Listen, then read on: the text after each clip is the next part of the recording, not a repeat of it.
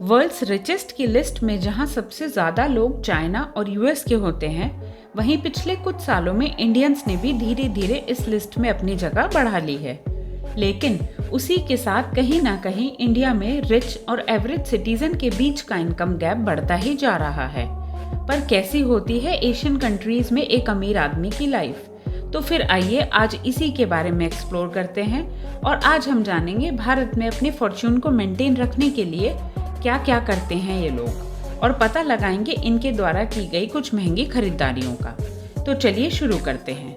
2010 से 2017 के बीच भारत कथित तौर पर हर 33 दिनों में औसतन एक नए अरबपति को अपने रैंक में जोड़ रहा था। जहां 2010 में देश में केवल 9 अरबपति थे, वहीं 2017 में देश में 101 अरबपति रहते थे। फोर्ब्स के अनुसार सबसे अधिक अरबपतियों वाले देशों में इंडिया में अब 140 अरबपति हैं। इस आंकड़े ने इंडिया को जर्मनी को पछाड़कर विश्व रैंकिंग में तीसरे स्थान पर लाकर खड़ा कर दिया है। लिस्ट पब्लिश होने के समय भारत के सबसे अमीरों के पास कुल मिलाकर 44,720 अरब रुपए थे।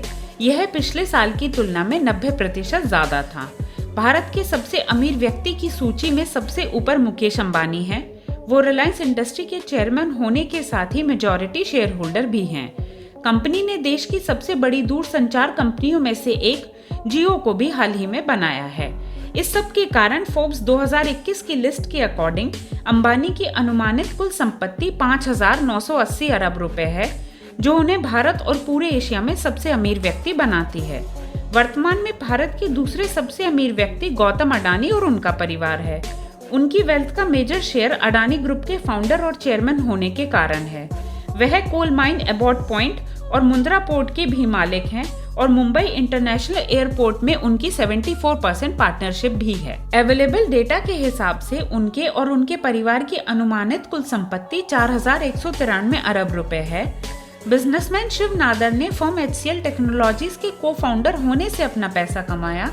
अमेज़न की तरह HCL भी गैरेज में ही शुरू हुई थी। HCL बनने के कारण नादर वर्तमान में भारत के तीसरे सबसे अमीर व्यक्ति हैं। उनके पास अपने व्यवसाय के शीर्ष पर 1,920 अरब रुपए की नेटवर्थ है।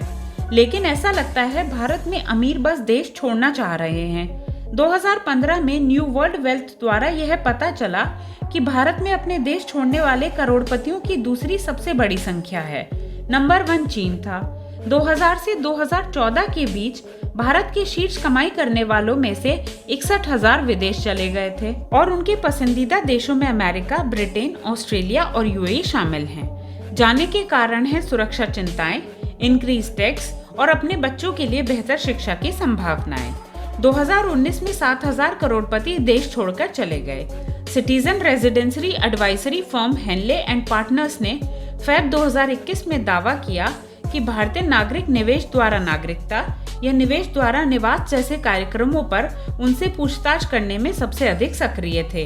यह अनिवार्य रूप से तब होता है जब किसी प्रकार के इन्वेस्टमेंट के बदले नागरिकता या देश में रहने की अनुमति प्राप्त होती है। जिन शीर्ष देशों में भारतीयों ने जाने के बारे में सोचा, उनमें कनाडा, पोर्चुगल और ऑस्ट्रिया शामिल हैं। यूरोप में सबसे लोकप्रिय पैकेजों में से एक Portugal golden residence permit programme है। इसमें एक व्यक्ति कम से कम 350,000 यूरो खर्च करता है, करीब $412,000 रियल एस्टेट पर खर्च करता है, तो उसे रेजिडेंसी परमिट मिल जाता है। जहां तक भारत के सबसे अमीरों की महंगी वस्तुओं की बात की जाए, तो सबसे पहले नाम आता है अंतल्या टावर। यह दुनिया में सबसे महंगे घर के रूप में प्रसिद्ध है। यह 27 मंजिला घर सबसे अमीर भारतीय नागरिक मुकेश अंबानी का है। टावर का निर्माण 2010 में किया गया था और इसकी खासियत मुंबई शहर को भी नजरअंदाज करती है। इसकी कुछ खास सुविधाओं में 3 हेलीपैड, एक 50 सीट वाला सिनेमा और 9 लिफ्ट, एक बॉलरूम शामिल हैं। इसके आर्किटेक्ट के अनुसार निर्माण की लागत लगभग 150 अरब रुपए है, फिर भी इसके 375 अरब रुपए होने का भी दावा किया जाता है। 2010 में एक महीने के लिए यह पता चला था कि इसका बिजली का भारी भरकम बिल 81,75,000 रुपए का था। जब इन रईस परिवार के लोग शादी करते हैं तो वे अपने खास दिन को कुछ ज्यादा ही खास तरीके से सेलिब्रेट करना पसंद करते हैं। 2016 में गली जनार्दन रेड्डी की बेटी ब्राह्मणी की शादी हो रही थी, इसलिए उन्होंने 5 दिन का भव्य समारोह रखा। जिसमें कुल मिलाकर 555 करोड़ रुपए खर्च हुए। इस समारोह ने सबका ध्यान आकर्षित किया क्योंकि ये शादी नोटबंदी के दौर में हुई, जहां पूरा देश कैश क्राइसिस से गुजर रहा था। ब्राह्मणी ने जो साड़ी शादी में पहनी थी, यह कहा जाता है कि उसकी कीमत 19 करोड़ रुपए थी, जबकि उसने जो आभूषण पहने थे उनकी कीमत 98 करोड़ रुपए थी। फिर 2018 में द अंबानीज एंड पीरामल्स वेडिंग थी। मुकेश अंबानी की बेटी ईशा ने अरबपति अज पीरामल के बेटे आनंद से शादी की। हिलेरी क्लिंटन, दीपिका पादुकोण और सचिन तेंदुलकर सहित कई बड़ी हस्तियां शामिल हुई। यहाँ तक कि बेयोंसे भी वहाँ परफॉर्म करने के लिए मौजूद थी। ऐसी खबरें थी कि शादी की लागत 750 करोड़ रुपए तक थी। निजी जेट हमेशा से अरबपतियों का पसंदीदा खिलौना रहा है। 2015 में कंसल्टिंग फर्म फ्रॉस्ट एंड सुवेलन ने यह दावा किया कि दुनिया के निजी विमान बाजार का 12% भारतीय नागरिक से बना है। उसी वर्ष लगभग 142 विमानों के भारतीय मालिक होने का अनुमान लगाया गया था। रिपोर्ट्स के मुताबिक इनमें से कुछ जेट्स की कीमत 2325 करोड़ रुपए तक भी है।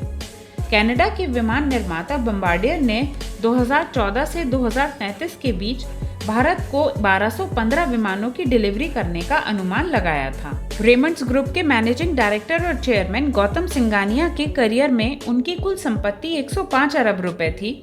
वो एक ऐसे अरबपति हैं जिनके पास एक विमान भी है। 2016 में कथित तौर पर उनके पास एक बम्बार्डियर चैलेंजर 600 था। उस समय इन जेट्स की कीमत 158 करोड़ रुपए तक थी। जबकि भारत में संपन्न लोग और संपन्न हो रहे हैं, वहीं ये धन संपत्ति एवरेज सिटीजन के लिए इनइक्वालिटी बढ़ा रही है। अमीर और अमीर हो रहा है और गरीब होता जा रहा है। वास्तव में अरबपतियों की इस अतिरिक्त पूंजी ने असमानता की खाई को और गहरा कर दिया है।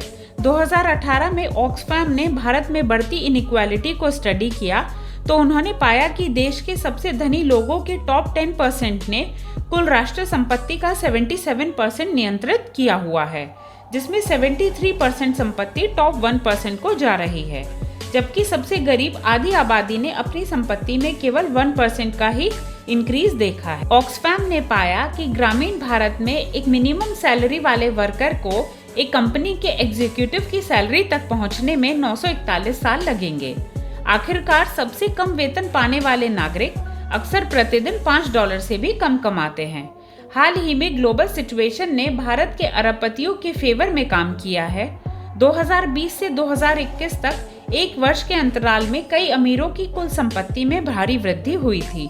मुकेश अंबानी की कथित तौर पर 1125 अरब की वृद्धि हुई, जबकि गौतम अडानी की कुल संपत्ति में 975 अरब रुपए की वृद्धि हुई। 2020 के अंत तक शीर्ष 1% कमाई करने वालों का कथित तौर पर देश की संपत्ति में 40% शेयर था, जो कि साल 2000 से 7% की वृद्धि थी। वहीं कोविड-19 महामारी के दौरान कम आय वाले परिवारों की आय में बड़ी गिरावट आई है और इसका प्रभाव लंबे समय तक बने रहने की संभावना है।